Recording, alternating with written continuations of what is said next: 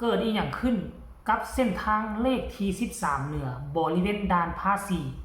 หาด่านบอฮานบอเต็นชายแดนลาวจีนถูกตัดขาดเป็นอัมพาตเพราะกลายเป็นเส้นทางให้น้ำไหลผ่านกับทักทายสบายดี FC ทุกทาน FC ทุกคนมาพบมาพ่อกันอีกแล้วกับค่อยในช่องข่าวเด่นข่าวดัง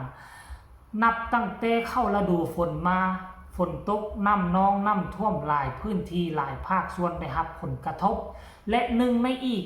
ภาคส่วนหนึ่งนั่นก็คือแถวเส้นทางเลขที่13เหนือบริเวณด่านภาษีของลาวเฮาออกไปใส่เขตเศรษฐกิจพิเศษด่านบอฮานบอเตนแถวนั้นปัจจุบันนี้มันเกิดน้ำท่วมซึ่งปีที่ผ่านมาและหลายๆปีที่ผ่านมาบ่เคยเป็นแนวนี้จักเทือปีนี้เป็นปีแรกมันเป็นเพราะอีหยังมันจึงว่าสร้างผลกระทบยิ่งใหญ่มหาศาลขนาดนี้จากแต่กี้ฝนตกมาน้ำกระไหลเข้าไปหาห้องระบายน้ำอยู่ตามข้างทอกข้างทางมันมีห้องห้วยห้องคลองบึงตามธรรมชาติที่สามารถห้องหับเอามวลน้ำมหาศาลเหล่านั้นได้แต่พอมาถึงปัจจุบันนี้มันเป็นไปคือแนวใดประชาชนข้องใจและก็พากันถ่ายคลิปลงโพสต์ตามโซเชียลต่างๆทั่วฟ้าเมืองลาวปัจจุบันนี้เส้นทางเลขที่13เหนือถูกตัดขาดอย่างสิ้นเชิงมาเกือบ1 อาทิตย์แล้วมื้อนี้สดๆฮ้อนๆมวลน้ำมหาศาลจากเดิมมันก็ท่วมอยู่แล้วมันมาเพิ่มขึ้นตืมกลายเป็นว่าเส้นทางของน้ำอยู่ข้างห้องระบายน้ำเก่ามันเกิดบ่มีแล้วปัจจุบันนี้น้ำได้ไหลเข้าเส้นทางเลขที่13เหนือสรุปกลายเป็นแม่น้ำสายใหม่เกิดขึ้นอยู่ในลาวเป็นที่เรียบร้อยแล้วอยากให้ทุกคนไปเบิ่งคลิปนี้สากลทุกมุมทุกซอกอยู่ในบริเวณด่านภาษีหาด่านลาวจีนแล้วมันเป็นเท่าใดให้พวกเจ้ามาพ้อกันในช่วงต่อไปก็แล้วกัน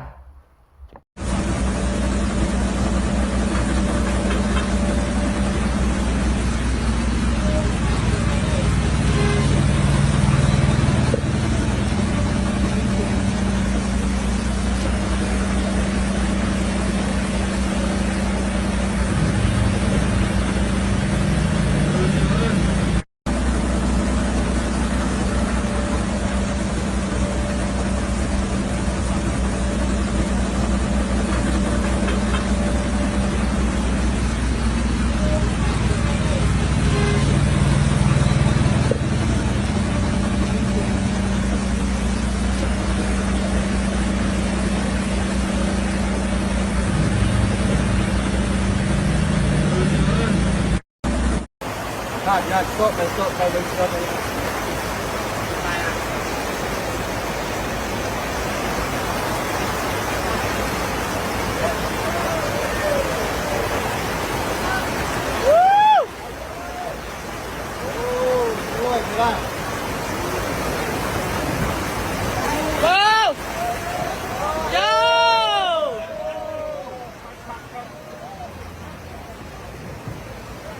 เลิศ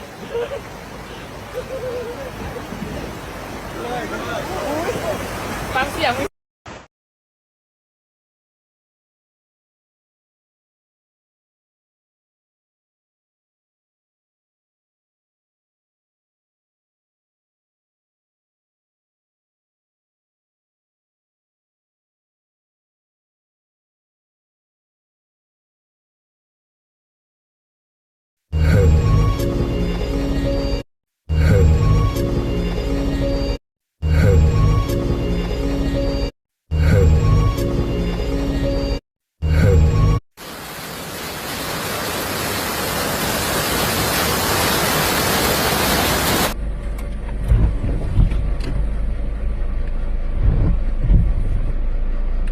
ขาตามมา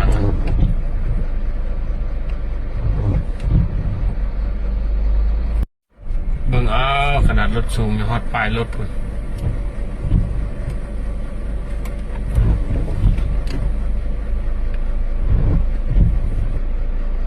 ขาตามมา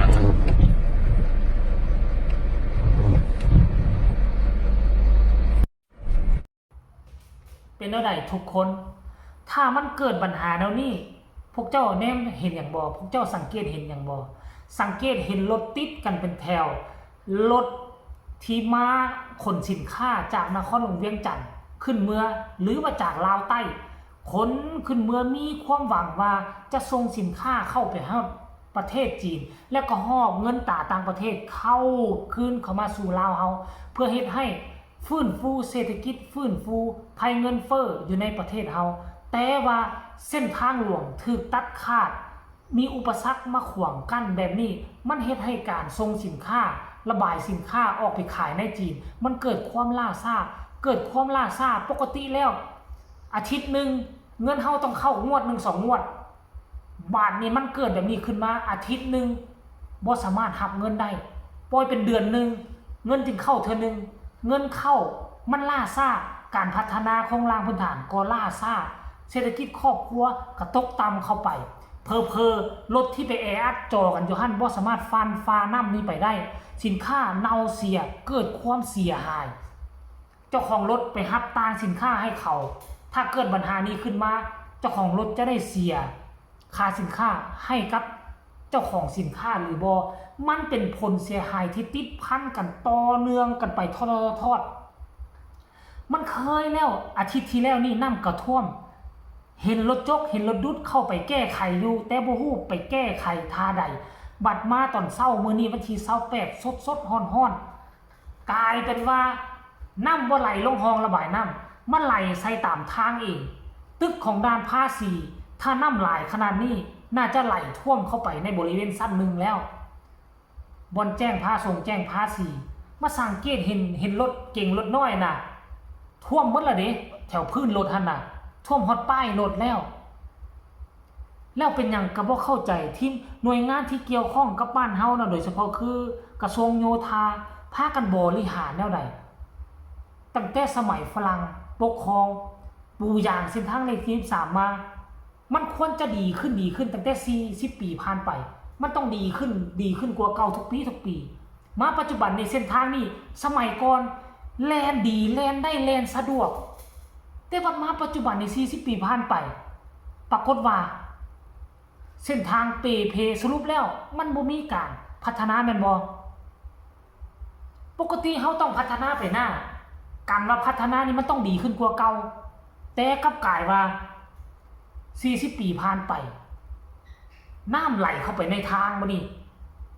จากเป็นทางให้รถเที่ยวแก่สินค้าพ่อแม่ประชาชนเที่ยวไปมาหาสู่กันกลายเป็นเส้นทางน้ำต่อไปก็ต้องปรับเปลี่ยนขายรถซื้อเรือคนสินค้าไปฮอดแถวกล้องด่านภาษีฮอดแถวหน้าเตยขี่เรือขึ้นไปจอดใส่ด่านภาษีผ่านภาษีแล้วก็ขี่เรือส่งเข้าไปด่านจีนเลยมันอาจจะสะดวกกว่าปัจจุบันนี้ลองมาเบิ่งดูถ้าเกิดปัญหาแบบนี้สังคมถ่ายคลิปลงแล้วเพิ่นจะมีวิธีทางการแก้ไขขึ้นเท่าใดคืออาทิตย์ที่แล้วนี่เพิ่นก็มาแก้ไขอย่างไวว่าแล้วมาครั้งนี้เบิ่งมันเดือดร้อนอีหลีเนาะเดี๋ยวมาเบิ่งว่าทีมงานหรือว่าหน่วยงานเกี่ยวข้องบ้านเฮาจะมีวิธีทางที่แก้ไขแนวใดอันนี้ขนาดต้นฤดูฝนถ้ามันเข้าสู่เดือน8เดือน9เดือนหน้านี่เดือน9 2เดือนนี้ที่ฝนตกหนักมันจะซ้ำใดสินค้าจะไปกองมันเป็นทิศ2ทิศชัวร์จะผ่านเข้าไปได้เฮามาติดตามตอนต่อไปก็แล้วกันคลิปนี้ฝากไว้สำหรับฝากทุกคนกดไลค์กดแชร์กดติดตามให้แน่เพื่อจะบ่พลาดในคลิปต่อไปที่สำคัญใครมีคำตำหนิติชมคำคิดคำเห็นคือใดๆให้ส่งข่าวมาใต้คอมเมนต์คลิปนี้ขอฝากฝังเอาไว้สำหรับนี้ละสบายดี